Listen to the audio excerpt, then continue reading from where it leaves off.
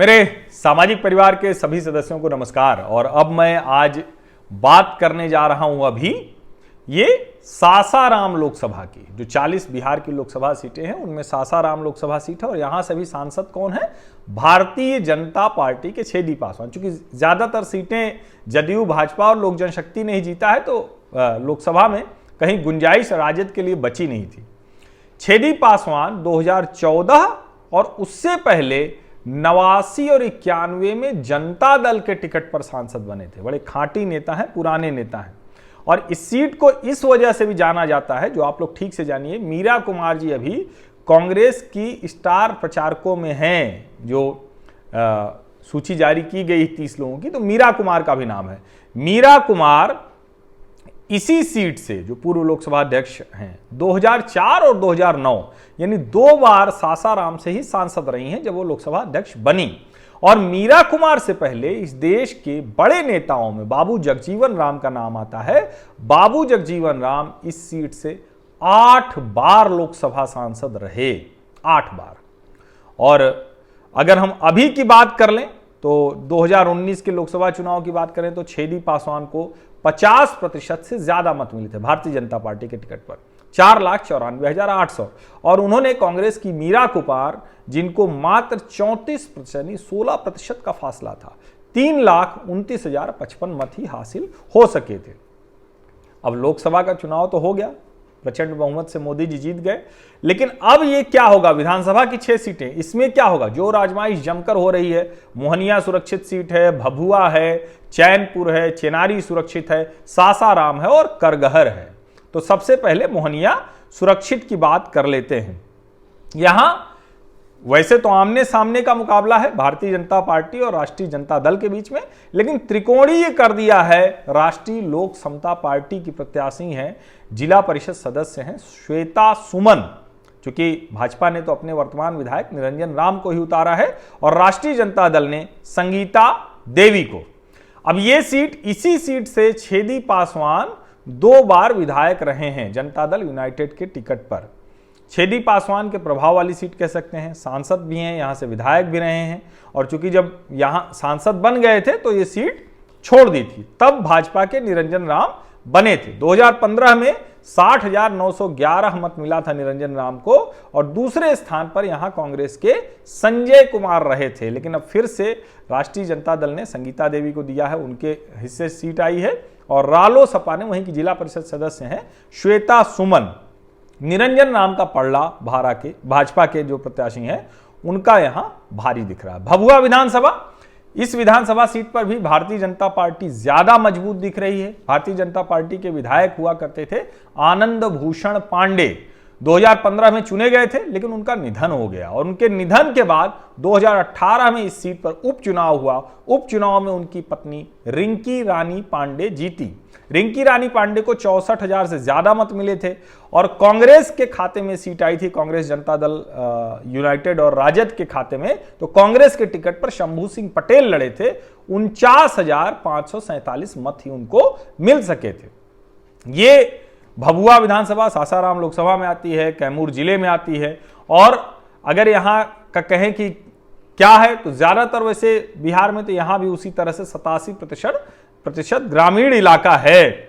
और अनुसूचित जाति की संख्या यहां 22% से ज्यादा है।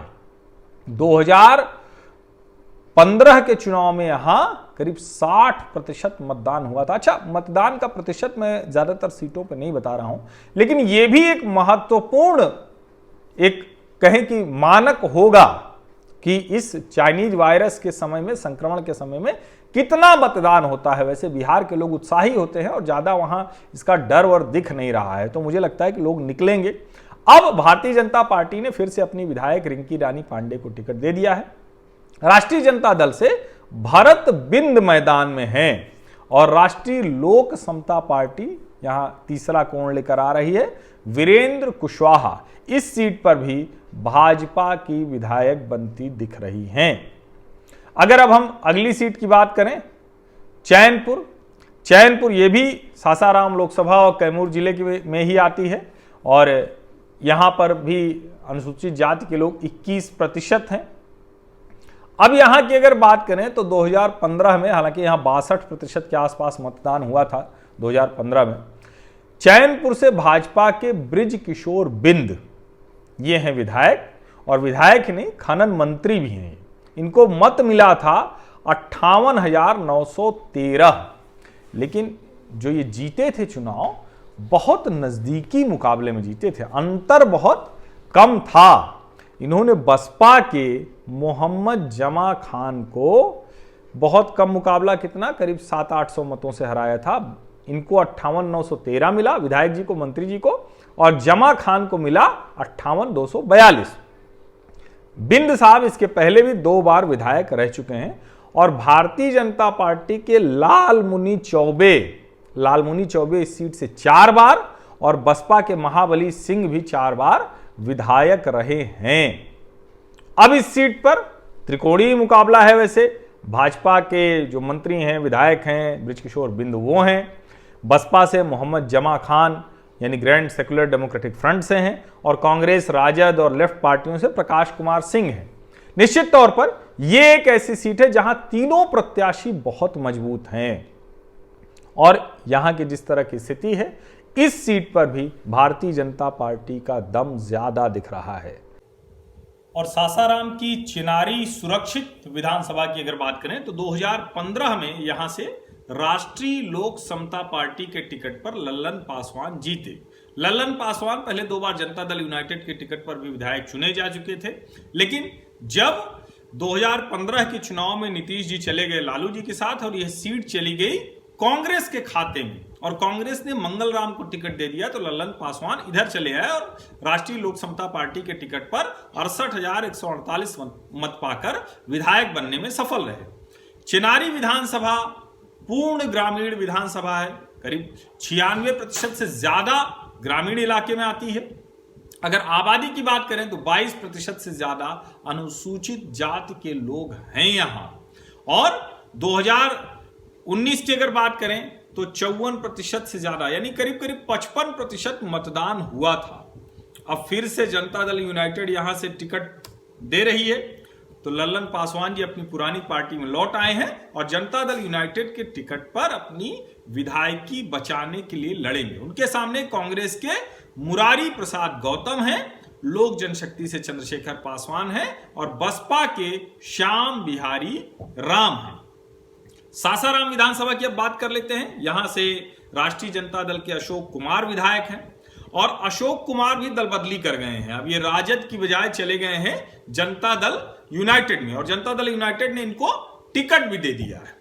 अब जनता दल यूनाइटेड ने जब राजद से आए प्रत्याशी को टिकट दिया, तो जाहिर है कि जो जनता दल यूनाइटेड और भाजपा का मतदाता है, वो इनसे पक्के तौर पर नाराज होगा, इसलिए इनको उस समूह का मत मिलेगा, ये बहुत मुश्किल है कहना।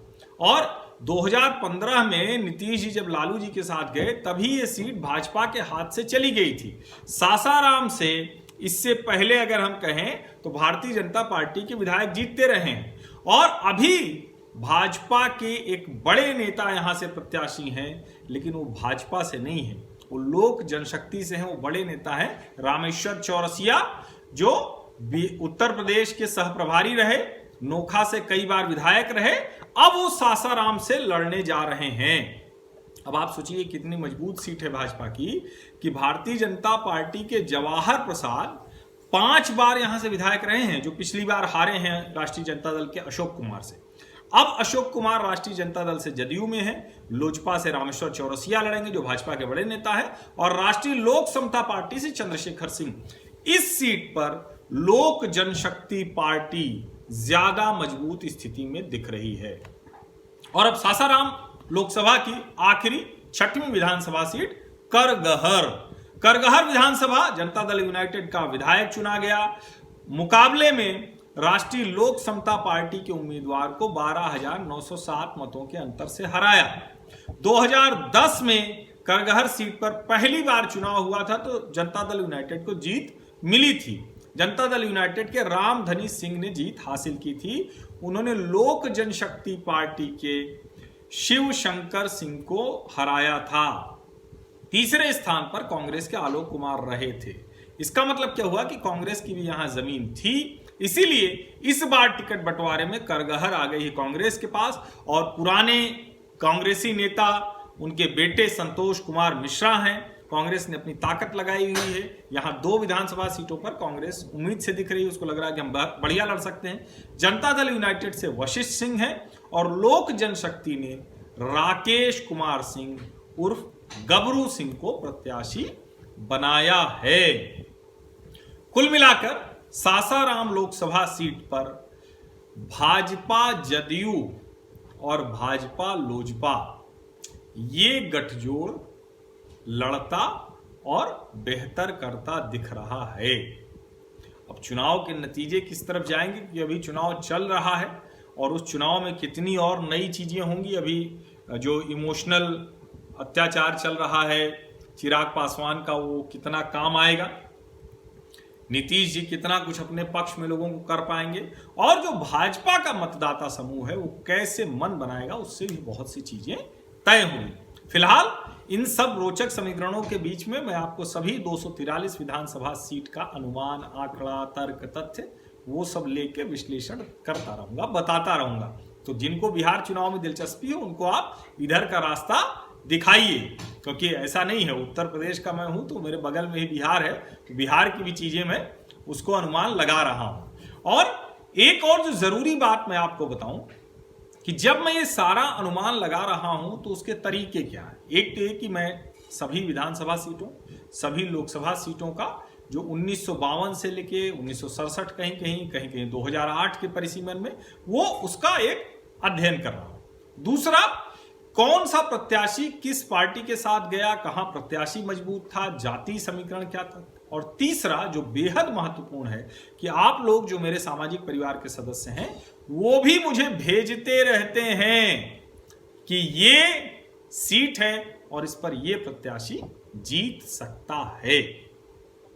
तो इस सब का अनुमान अगर आपके भी मन में कुछ है तो आप भी अपनी विधानसभा, अपने आसपास की विधानसभा के बारे में मुझे भेज दीजिए। जिनका मैं अनुमान लगा चुका हूं उनका भी भेजेंगे तो कोई दिक्कत नहीं, वो आगे की चर्चा में, बातचीत में, क्योंकि राजनीतिक समीकरण तो बदल सकते हैं ना। अभी तो हम बात कर रहे हैं जब अभी 28 अक्टूबर को पहले चरण का मतदान है, लेकिन जो बचे हुए हैं इन जो अभी मैंने 8 लोकसभा सीटें कर दी, तो उसके अलावा जो विधानसभा हैं उनके बारे में आप जरूर मुझे भेजें। बहुत बहुत धन्यवाद। सब्सक्राइब कर लीजिए, नोटिफिकेशन वाली घंटी भी दबा दीजिए।